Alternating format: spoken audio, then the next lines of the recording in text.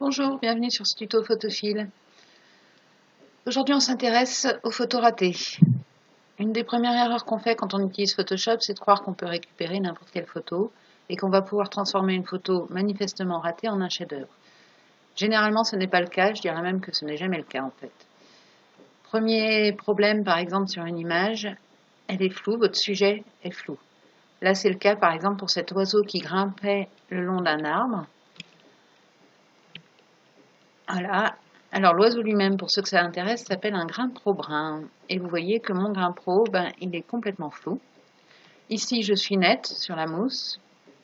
Par contre, lui, avec le mouvement, il montait le long de l'arbre. Comme je n'avais pas un temps de pause suffisamment rapide sur l'appareil photo, c'est-à-dire pas une vitesse suffisamment rapide, j'ai un flou de mouvement sur l'oiseau.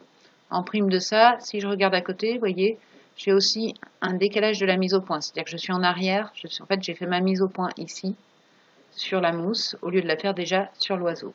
Dans tous les cas, donc j'ai flou de mouvement plus flou de mise au point. Je ne pourrais rien faire avec cette image en fait. J'aurais beau tenter d'augmenter la netteté en accentuant par exemple. Alors l'accentuation, c'est le filtre qu'on utilise classiquement pour augmenter la netteté. Voilà. Donc là, j'ai poussé mes curseurs à un maximum. De manière générale, d'ailleurs, l'accentuation, quand vous accentuez, en général, on est sur un rayon de 1 à peu près et une accentuation qui tourne autour de 30-40. Déjà, quand on commence à accentuer comme ça, c'est qu'il y a vraiment un souci. Quand j'accentue, en fait, il va augmenter le micro-contraste, c'est-à-dire qu'il va augmenter la différence entre les zones sombres et les zones claires. Vous voyez que ça a un effet, en fait, qui est de me faire perdre mes nuances. C'est-à-dire que dans la mousse, j'ai perdu les dégradés. L'oiseau, pour autant, n'est toujours pas plus net. Il est vaguement plus contrasté, mais à part ça, on ne peut pas dire qu'il soit net. Voilà, ici on voit, on avait plus de nuances ici aussi dans l'écorce. Quand je réactive mon accentuation, donc je fais CTRL Z et CTRL Z pour annuler et revenir.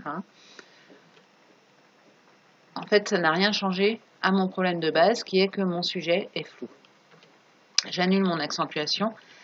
La seule chose que vous pouvez faire avec une photo comme ça, c'est par exemple si vous voulez l'utiliser sur un site web, donc si vous n'avez pas besoin de l'utiliser en haute définition, vous allez pouvoir éventuellement rééchantillonner l'image pour la réduire et donner visuellement une impression de netteté qui n'y est pas en réalité. Pour ça, on va aller dans Images, taille de l'image.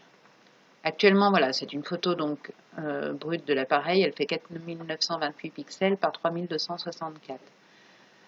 Je vérifie que ma case rééchantillonnage est cochée. Rééchantillonnage, ça signifie que vous allez modifier le nombre de pixels de l'image, donc le nombre de points, en gros, qui composent votre image.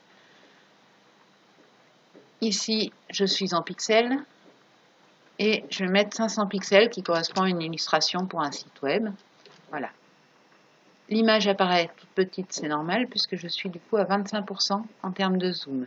Je peux faire CTRL-1 pour l'afficher à 100%. Voilà, c'est comme ça qu'elle se présentera sur un site internet.